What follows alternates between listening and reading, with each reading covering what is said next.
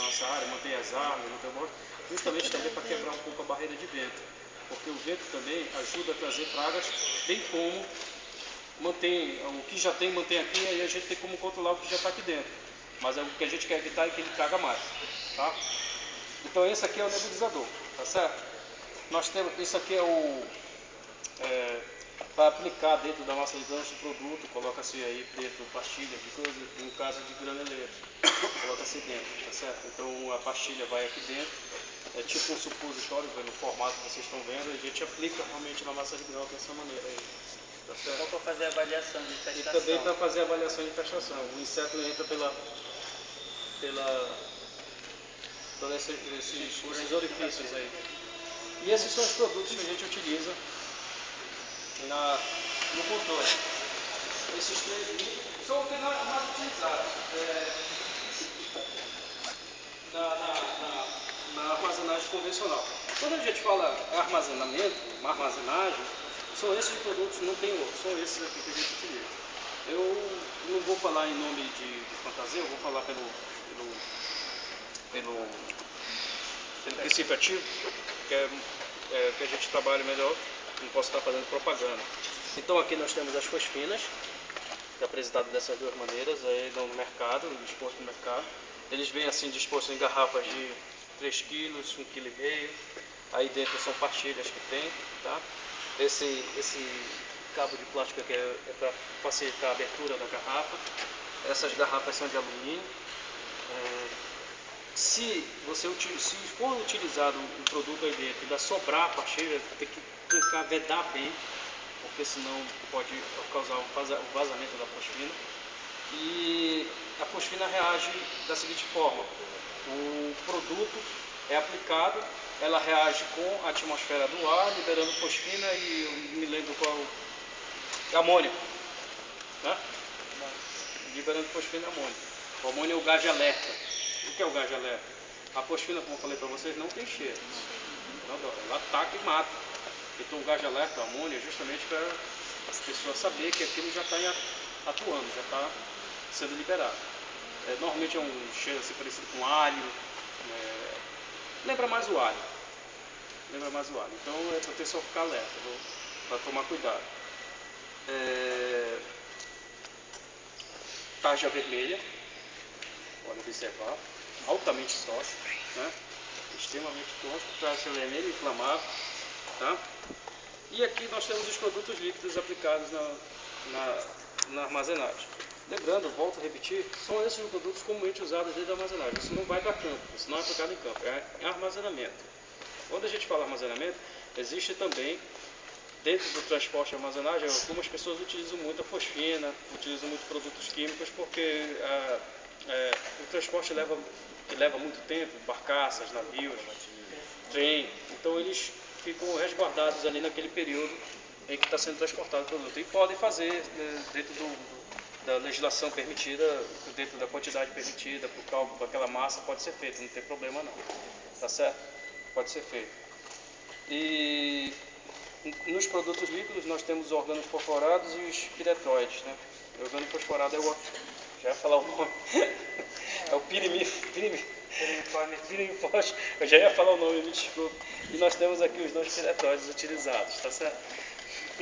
São esses. Todos eles, não se discute a eficiência é muito boa. Eu particularmente todos eles são muito bons. A gente não se discute muito a eficiência. Sendo que uma ou outra variedade desses, dentro do líquido, por favor, um ou outro tem mais eficiência para caças, para coleópteros e assim vai. A efetina é usada mais no armazenamento a granel. E a eficiência assim, traças e coleópteros, um ou outro tem uma eficiência melhor do que o outro. Eu particularmente já detectei isso, o Paulo Rogério também já detectou isso, com relação à eficiência para a ordem daquele inseto que é a praga que está atacando os grãos, os produtos. Então, gente, era isso. Não sei se vocês têm mais alguma dúvida que eu possa colaborar para retirar essa dúvida para vocês. Fique à vontade, por favor. Perfeito, muito boa pergunta. A legislação diz que a gente tem, isso é legislação, é lei, a gente tem que descartar o recipiente. De que forma? Primeiro a gente tem que neutralizar o resíduo que está aí dentro. No caso de embalagens plásticas como essa, passa por uma tríplice lavagem, água somente, de pressão, e após isso o produto tem que ser perfurado, para a inutilização dele não ser utilizado. O único local que está sendo recepcionando essas embalagens, as embalagens do produto, é em Paragominas. O único local registrado pelo Ministério. É em Paragominas. Então o que a gente faz? A gente guarda, deixa juntar para poder depois descartar com nota fiscal, com tudo, da entrega desse produto aí. No caso aí dessas garrafas de alumínio, eles têm que passar por uma lavagem, também tríplice, mas com sabão neutro, porque o resíduo para como é que é, Paulo? Para fazer a desativação, isso mesmo. Desativação do resíduo da fosfina. Então passa e utiliza sabão neutro. Já vi situações em que no interior do Brasil, até pela questão do desconhecimento da pessoa lá, a gente foi na casa do senhor lá, humilde, bem humilde, por sinal, o agricultor, tinha garrafas dessas daí com água dentro, ele perguntando pra gente, então a gente matou minha sede já, então não, obrigado. Então, antes que me mate, já estou com a sede já sanada. Então esse que é o problema, tá vendo, gente? A situação é essa. A gente não pode de forma alguma. E isso acontece. O técnico que está no campo que vai se deparar com situações até piores. Até piores, viu? Então a função nossa é orientar. Tem que orientar, sugere que ele faça, procure uma orientação técnica da extensionista, enfim. A nossa função é essa. Tá? Nós não podemos chegar e aplicar, porque a aplicação da lei em si é de uma outra alçada que não é a nossa. A gente orienta. Tá ok? Alguma outra pergunta? Eu não sei se eu esqueci de falar mais alguma coisa. Bom, além desse equipamento, nós temos aqui os pulverizadores estacionários, e tem um postal. O pulverizador que a gente utiliza aqui é o estacionário. Tem uma máquina que está guardada aqui. A gente liga a máquina para funcionar, para dar pressão na máquina de injeção e a gente aplica a pulverização. E o postal que a gente bombeia, né, que esse vai utilizar a carga, a força do braçal lá dos nossos amigos aqui do armazém para aplicar o postal. E ele se movimenta dentro do armazém para aplicar a pulverização. Né? Esse daqui, como eu falei para vocês, é portátil. Esse aqui a gente coloca no carrinho, até na mão, não sei se o pessoal leva na mão, mas é muito pesado, né, para levar na mão. Na verdade, ultimamente nós não estamos usando, eles têm que estar até falando um produto aqui, esterilizado, aí vem. Eu não posso fazer pulverização, estou fazendo só o expor. A pulverização ela impede a gente de fazer aplicação em produtos que são diretamente consumidos pelos seres humanos. Então ela é impeditiva, é legislação, a gente tem que obedecer. Aí fica impedido da gente realizar esse tipo de pulverização, nebulização, melhor dizendo. Fica impedido a gente fazer essa nebulização. Lembrando que no caso da aplicação do expurgo, o procedimento expurgo, que é a aplicação de fosfina, o expurgo pode ser feito em grãos, em sacados ou a granéis, farináceos, dependendo do produto que esteja à disposição no mercado, não todo. O farináceo, macarrão, biscoitos, enfim, uma gama de produtos que a gente pode expurgar em que lógico, tem incidência de prata, que é detectada a incidência de prata. Por que os dois aqui dispostos, essas duas fosfinas, não podem ser aplicados no mesmo produto? Porque é uma questão simples de registro no Ministério da Agricultura. Só um deles é de amplo espectro, o outro tem suas limitações. É só alguns grãos, produtos agrícolas, não pode produtos processados. Então é só uma questão de registro, porque a formulação é a mesma, o princípio ativo é o mesmo, mas o registro é diferente. Tá? É isso. Mas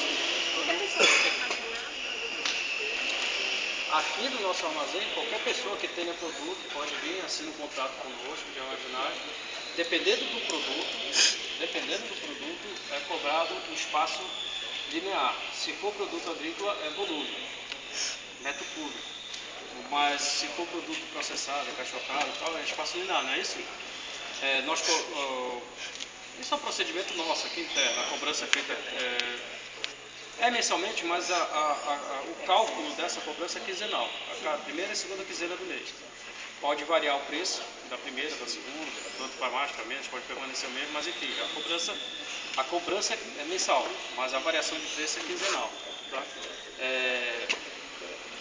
Normalmente a gente presta muita atenção quando é produto industrializado nas datas de validade. Nós não podemos armazenar produto com validade vencida, nem deve, a legislação impede. Então tem que se estar atento às validades do produto, para que já que esteja armazenado dentro, se estiver próximo da validade, informar o cliente que, olha, o prazo de validade está vencendo, retira o produto daqui. 3 meses, né? 3 meses, a gente tem que informar o cliente. E tomar cuidado também, mesmo nos programas do governo federal, no qual nós temos convênios ministeriais. Se ela estiver muito próxima da validade, dá vazão nesse produto para ser consumido o quanto antes dentro da validade. Hoje em dia já é pecado desperdício, né? E hoje em dia eu acho que deveria ser até condenável o desperdício de alimento. Tá certo, gente? A gente trabalha muito com alimentos, a Companhia Nacional de Abastecimento trabalha muito com alimentos, abastecimento.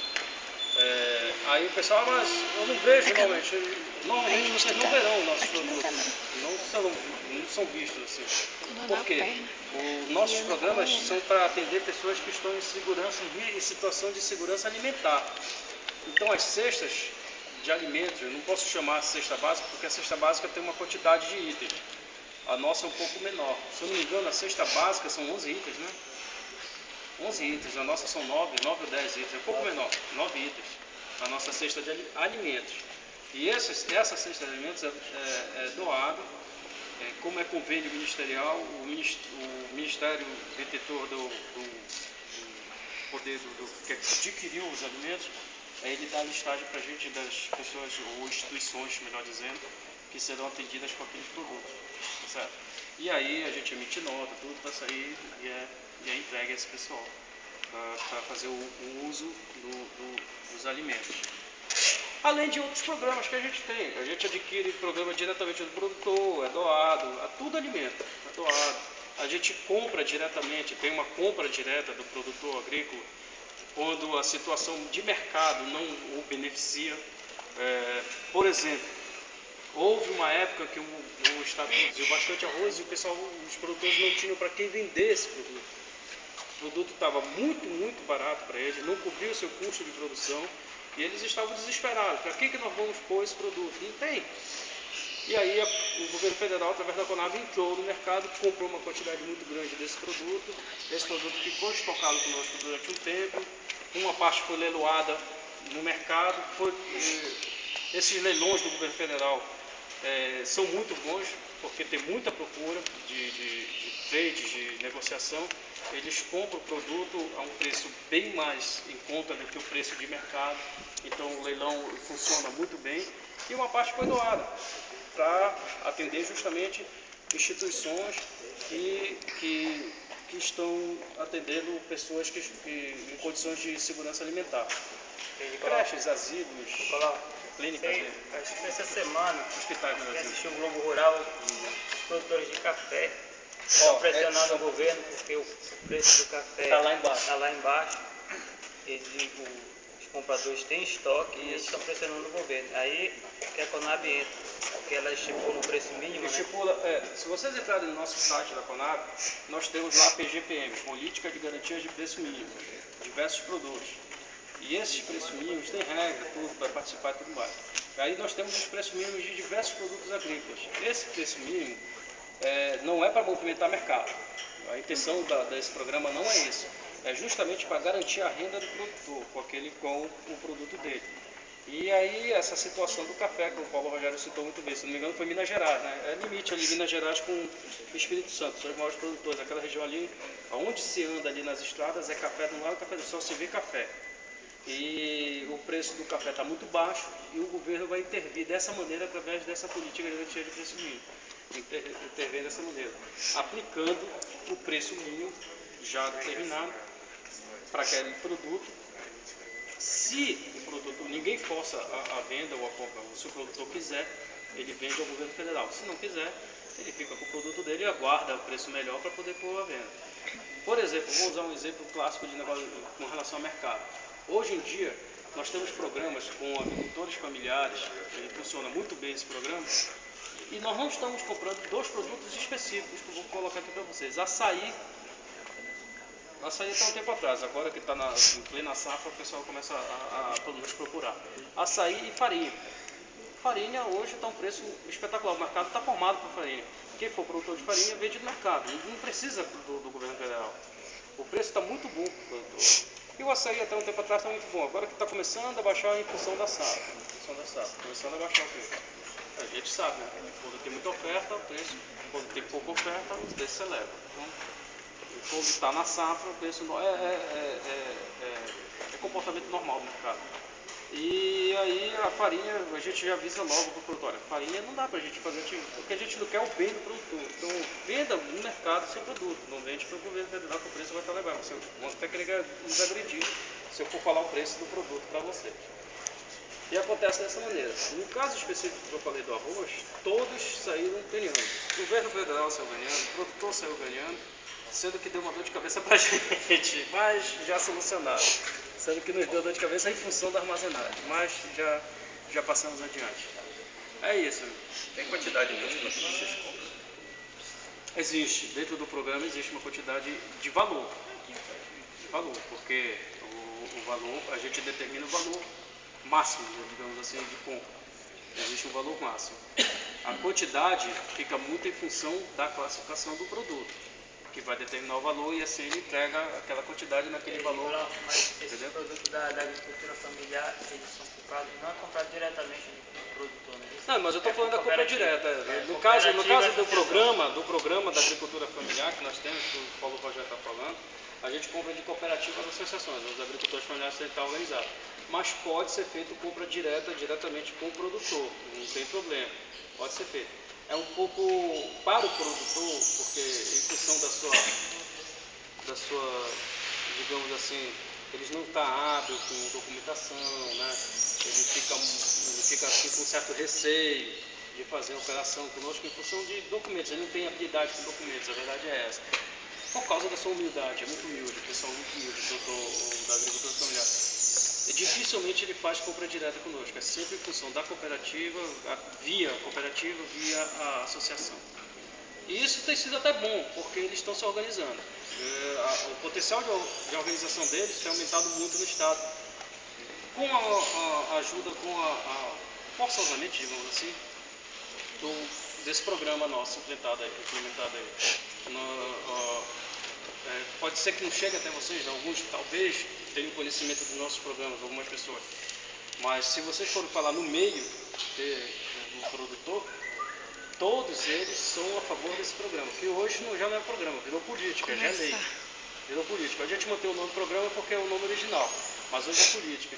E todos eles são a favor desse programa, porque tem melhorado muito a vida deles. Tem mantido eles no campo produzindo, que é importante. Não causa problemas sociais graves quando eles se deslocam para grandes centros. Então mantém ele no campo, produzindo. A família tem a renda.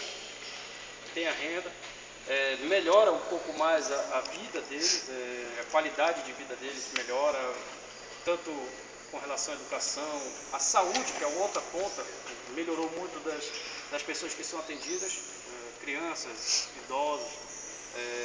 A evasão escolar diminuiu, porque antigamente a gente sabia que as crianças iam para a escola por um motivo, não era para aprender, era para se alimentar e depois voltavam para casa e tinha evasão escolar.